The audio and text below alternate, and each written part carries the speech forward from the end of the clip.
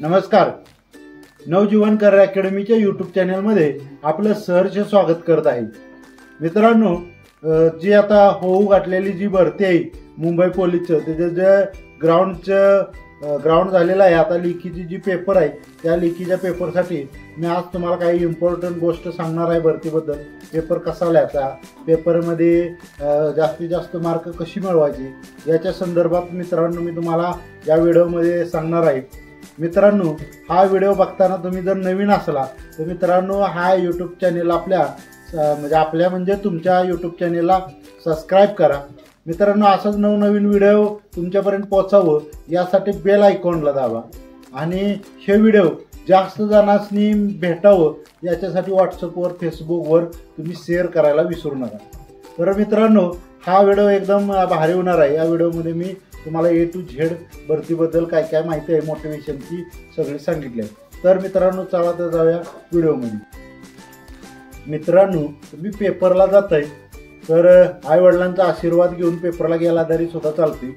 जास्त लोकांनी आपण पेपरला जातोय याची कल्पना तुम्ही देऊ नका. जास्त जणांनी पेपरला जातोय हे सांगू नका. मित्रांनो, जो मुंबई पोलीसचा पेपर आहे, आता जो सगळ्या जिल्ह्यांचं झालेलं जुनं पेपर आहे, त्या पेपरमधलं 85 मार्काचा पेपर हा रिपीट होऊन येत असतो. त्यामुळं तुम्ही ह्याचा अभ्यास केलेलाच असेल. आतापर्यंत तुम्ही खूप अभ्यास केला आहे. त्यामुळं आता 2 दिवसात तुम्ही लगेच अभ्यासाला घेतलं हे झालं. आता काही जास्त अभ्यासाला हात लावू नका. चालू घडामोडी असतील थोडक्यात त्या बघा. जर तुम्ही आत्ता जास्त अभ्यासाला लागला तर काय प्रॉब्लेम होतो, तुम्ही जर आता वाचन बिचन करायला लागला, काय करायला लागलं तर तुमचं ग्रीड उत्पन्न होतं आणि तुम्हाला असं वाटतं की मला हे येत नाही, मला ते येत नाही, मग निगेटिव्हिटी व्हायला चालू होती. त्यामुळे आत्ता काय अभ्यासाच्या नादाला तुम्ही लागू नका. आता झाला एवढा अभ्यास पुरेसा झाला. आता फक्त महत्त्वाच्या ट्रिक्स असतील त्या जर एकदा बघून जाणार असला तर बघा, किंवा चालू घडामोडीचे प्रश्न असतील ते बघा. मित्रांनो, हे तुम्ही अभ्यास तर 100% केलाच असेल, पण त्या अभ्यासात काय करायचं नसतं. तर मित्रांनो, तुम्ही 85 मार्काचा, मी तुम्हाला सांगितलं की 85 मार्काचा पेपर आहे. तो दुनियातली सगळीच माणसं तो 85 मार्काचा पेपर लिहितात. पण तुम्हाला काय विशेष करायचं आहे बघा. ह्या 85 मार्कात तुमची कमीत कमी, या 85 मार्काचा जर पेपर तुम्हाला येत असला तर कमीत कमी तुम्हाला 5 मार्काच्या सिली मिस्टेक होतात. म्हणजे काय सिली मिस्टेक होतात बघा. तर काय होतं, आपण समजा एक 25वा प्रश्न लिहायला आली बघा. 25वा प्रश्न आपण सगळं वर्ण बरोबर लिहिलं 1 ते 25, आणि 25वा आकडा जर आपल्याला येत नसला तर आपण काय करतो, मागं ठेवतो आणि आपण पुढल्या प्रश्नाला जातो. पुढल्या प्रश्नाला गेल्यानंतर काय येतं, पुढला प्रश्न अतिशय सोपा असतो, त्याचं उत्तर पण तुम्हाला पटकन येतं.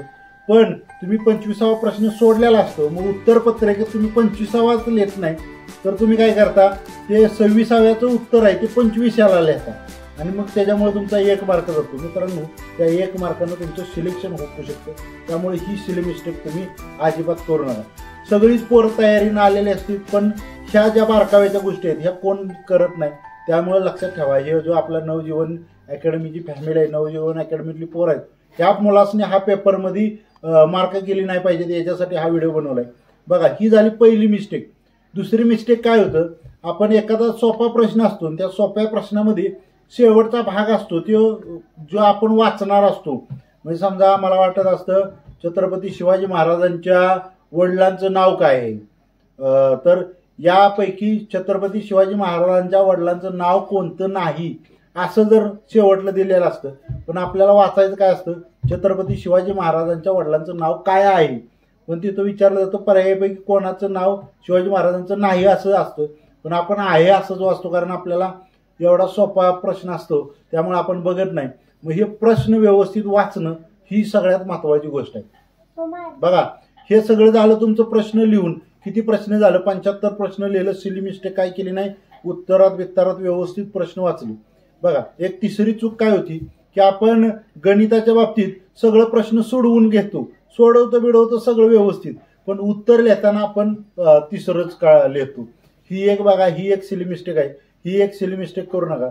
मित्रांनो, तुम्ही ह्या 85 पैकी जर 5 सिली मिस्टेक केल्या तर तुम्ही 80वर पोहोचला. मग जर 80 पोहोचला तर 5 मार्क तुम्हाला जर कमी पडली तर तुमच्यापेक्षा 5 पोरं पुढे गेली असं मी म्हणेन. मग त्याच्यामुळे ह्या सिली मिस्टेक करू नका. जे आपल्या हातातले प्रश्न आहेत ते महत्त्वाचे आहेत बघा. एक दुसरी काय चूक होती की एखादा प्रश्न मोठ्या स्वरूपाचा लिहिलेला असतो, म्हणजे जास्त गणित सोपं सोडवायचं असतं, गणितच असतं पण सोडवायचं असतं, पण त्याला जास्त सोडवायला वेळ लागतो, म्हणजे 3 मिनिटं लागतात. तर तुम्ही ते सोडवत बसणार कारण तुम्हाला ते उत्तर येत असतं. तर मित्रांनो ती चूक करू नका, ते तसंच ठेवा आणि पुढल्या प्रश्नाला जावा आणि ते सोडवायला नंतर या. फक्त मगाची सांगितले तशी खायल्या वरतीला चूक करू नका. हे झालं 4-5 पॉईंट.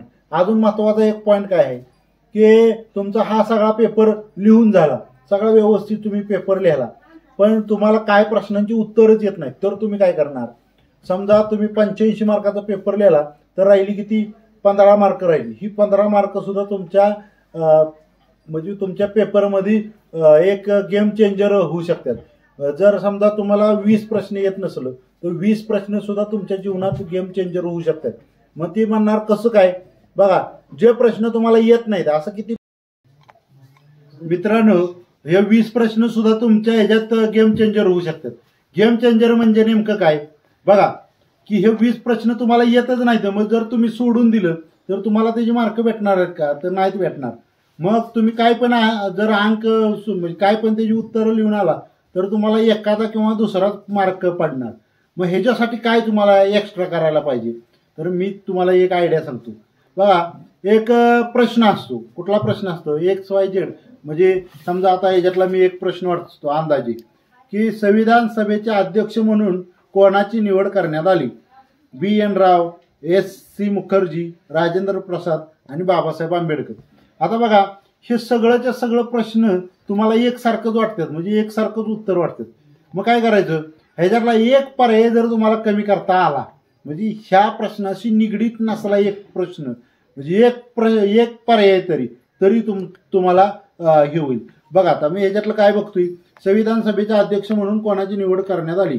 BN राव, SC मुखर्जी, राजेंद्र प्रसाद आणि बाबासाहेब आंबेडकर.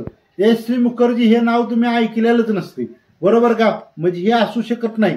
तुम्हाला राजेंद्र प्रसाद, बाबासाहेब आंबेडकर मध्ये जमलिंग व्हायला पाहिजे, पण SC मुखर्जी मध्ये जमलिंग व्हायला नाही पाहिजे. मग SC मुखर्जी जर आपण एक काढून टाकलं तर बघा, आपलं म्हणजे 100% ह्या 100%तलं जर 1% आपण 100%तलं जर 4 भाग केलं तर 25-25%चं 4 भाग होतील. जर 1 भाग केला तर आपल्याला उत्तर बरोबर येण्याचं चान्सेस असतो. किती टक्के झाला? 75% झाला. बघा, मी ह्याच्यातलं SC मुखर्जी काढून टाकलं आणि डॉक्टर राजेंद्र प्रसाद, बाबासाहेब आंबेडकर आणि BN राव हे मी 3 पर्याय लक्षात ठेवलं. मला जर एक पर्याय कट करता आला तर मी एकच पर्याय कट करणार. मला जर 2 पर्याय कट करता आलं तर मी 2च करतो. मला इथं एकच पर्याय कट करता येतो असं मला वाटतंय, तर एकच कट करायचा आणि त्यातला एक प्रश्न लिहायचा. म्हणजे आपण कितीपैकी 100% आपलं चुकणार होतं, त्यातला आपण 75% आपण म्हणजे 25% आपलं आता म्हणजे 75% वालो. 100% चुकणार होतं तिथं 75% वालो. आता बघा, मी ह्याच्यातला अजून एक पर्याय कट करू शकतो. कुठला कट करू शकतो? BN राव आणि SC मुखर्जी हे 2 पर्याय मी कट करू शकतो. माझं जमलिंग राजेंद्र प्रसाद आणि बाबासाहेब आंबेडकर यांच्यामध्ये होणार आहे. म्हणजे माझा आता किती 50% बरोबर येण्याचा चान्स तयार झाला. असं तुम्ही जर 2-2 पर्याय कट केले ह्या 20 प्रश्नातलं आणि किती लिहिलं 2 म्हणजे 50-50% जर लिहिलं, जर तुम्ही 20 प्रश्न लिहिलं त्याच्यातलं 50% बरोबर येण्याचा चान्स, म्हणजेच तुमचं किती टक्के प्रश्न बरोबर येणार? तर 10 प्रश्न त्यातलं बरोबर येण्याची शक्यता आहे. बरोबर येणारच असं म्हणत नाही, पण जर 10 प्रश्न तुमचं बरोबर आलं तर तुम्हाला 10 मार्क त्याच्यात जर वाढली तर तुम्ही गेम चेंजर होऊ शकता. जी तुमच्या सिली मिस्टेक झालेली अजून तुमच्यात जास्त मार्क येऊ शकतात. तर मित्रांनो, हा व्हिडिओ तुम्हाला कसा वाटला? या ट्रिकचा उपयोग जर तुम्ही केला तर तुम्हाला 100% फायदा होईल. जर तुम्हाला ह्याच्यात 100% फायदा होईल असं मी सांगू शकत नाही, पण 50%, 75% आणि 25% तुम्हाला 100% ह्याच्यात फायदा होणारच असं मी तुम्हाला सांगेन. मित्रांनो, जो पेपरला तुम्ही जाणार आहे त्यावेळेला जास्त कोणाला सांगू बसू नका. आईवडिलांचा आशीर्वाद घ्यान जावा.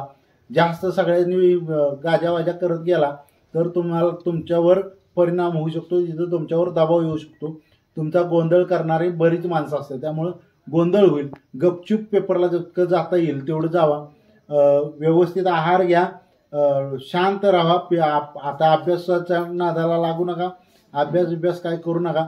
जर एखादा प्रश्न अवघड वाटला तर असं समजा की मलाच अवघड नाही, सगळ्यांनीच अवघड जाणार आहे आणि पुढल्या प्रश्नावर जावा, व्यवस्थित लिहा. आपल्याला 100पैकी 100 मार्क नाहीत पाडायची हे आणखी डोक्यात ठेवा. आपल्याला 85+ मार्क घ्यायचे आहेत. 85+ मार्क घ्यायला ह्या जर आयडियांचा उपयोग केला तर तुम्हाला मित्रांनो 100% फायदा होईल. आणि जर तुम्ही अभ्यास केलेला आहे, 6 महिने तुम्ही अभ्यास करताय म्हणजे तुमचा अभ्यासातलंच काहीतरी येणार आहे. ही महत्त्वाची भूमिका घेऊन जावा. पेपरच्या आधीगर जावा. तुम्हाला जो हॉल तिकीट आणायला सांगितले, आधार कार्ड आणायला सांगितले, पेन वही, जो पेन 0.5चा आहे तो जास्त घ्या, 0.6चा घ्या जो पॉईंट आहे, म्हणजे जो गोल गिरवायला जरा फास्ट होईल. 0.5चा जर तुम्ही पॉईंटचं टोक घेतलं तर ते गिरवायला जरा तुम्हाला वेळ जाईल. जास्त गिरवायला 0.6चा पॉईंटर घ्या आणि असं पेन घेऊन जावा. शांत जावा, 2 पेन घेऊन जावा, बिंदास्त जावा. फोटो बिटो आधार कार्ड सगळी साहित्य बरोबर घेऊन जावा. जे तुम्हाला गरजेच्या गोष्टी आहेत ते घेऊन जावा. तुम्हाला पॅड बेड तिथे घ्यायची काही सुद्धा गरज पडत नाही, त्यामुळे नाही नेलं तरी चालते, नेलं तरी चालते. त्या परीक्षेच्या माहोलवर तुम्हाला पॅड घेऊन द्यायचं का नाही ते ठरवणार आहेत आणि तिथं पॅडची व्यवस्था सुद्धा करून देऊ शकतात. तुम्हाला काही लिहायचं नाही जास्त, त्यामुळे पॅड नसलं तरी चालेल. व्यवस्थित चांगल्या मूडमध्ये जावा, चांगलं हे करा आणि 100% तुम्ही मला पेढं घेऊन याला अशी मी तुमची आशा बाळगतो. आणि मित्रांनो थांबतो. तुम्हाला जी परीक्षा आहे त्याला शुभेच्छा देतो आणि मी थांबतो. जय हिंद, जय महाराष्ट्र.